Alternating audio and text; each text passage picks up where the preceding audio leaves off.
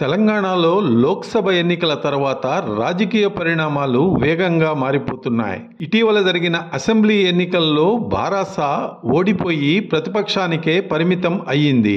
కాగా ఇక లోక్సభ ఎన్నికల్లో కనీసం ఖాతా కూడా తెరవకపోవటం గమనార్హం. ఇక అసెంబ్లీ ఎన్నికలు పూర్తయినప్పటి నుంచే గులాబీ నేతలు ఒక్కొక్కరుగా కారు దిగుతూ భాజపా, కాంగ్రెస్ కండువాలు కప్పుకుంటున్నారు. చాలామంది నాయకులు అధికార కాంగ్రెస్ పార్టీలో చేరేందుకే మొగ్గు చూపుతున్నారు. ఇప్పటికే బీఆర్ఎస్ పార్టీలోని 10 మంది ఎమ్మెల్యేలు కాంగ్రెస్ పార్టీలో చేరగా మరికొంతమంది చేరేందుకు రంగం సిద్ధం చేసుకుంటున్నారు.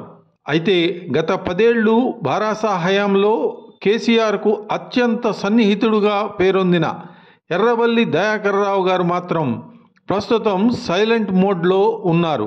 పార్టీ కార్యక్రమాల్లో కూడా ఆయన చురుకుగా పాల్గొనడం లేదు.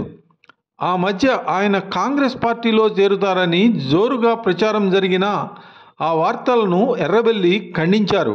ఎర్రబెల్లి తాను కేసీఆర్తోనే ఉంటానని స్పష్టం చేసి పార్టీ మార్పు వార్తలకు చెక్ పెట్టారు కూడా. తెలంగాణలో బీఆర్ఎస్ ప్రతికూల పరిస్థితులను ఎదుర్కొంటున్న సమయంలో సీనియర్ నేత అయిన ఎర్రబెల్లి దయాకర్ రావు మౌనం పలు సంకేతాలకు నేడు దారితీస్తోంది.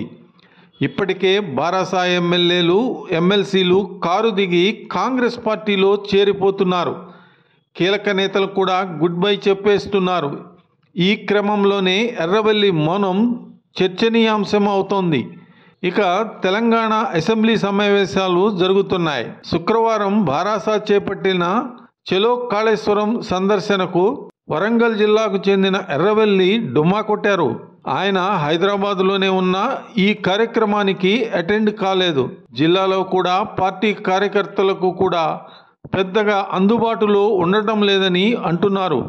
రేవంత్ రెడ్డితో పరిచయాలు ఉండటంతో ఎర్రబెల్లి కూడా పార్టీ మారుతారని బీఆర్ఎస్ కూడా ఒక అంచనాకు వచ్చిందని, అందుకే ఆయనను లైట్ తీసుకుంటున్నారన్న ప్రచారం కూడా సాగుతోంది.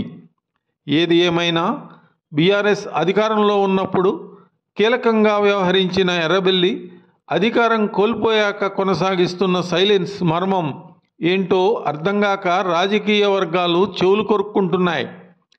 మరి ఆయన అడుగులు 2 జాతీయ పార్టీలైన కాంగ్రెస్, భాజపా పార్టీలలో ఎటువైపు పడనున్నాయో, లేదంటే ఎర్రబెల్లి మౌనం వెనుక వ్యూహం ఏంటో త్వరలోనే తేలిపోనుందని రాజకీయ విశ్లేషకులు అభిప్రాయపడుతున్నారు.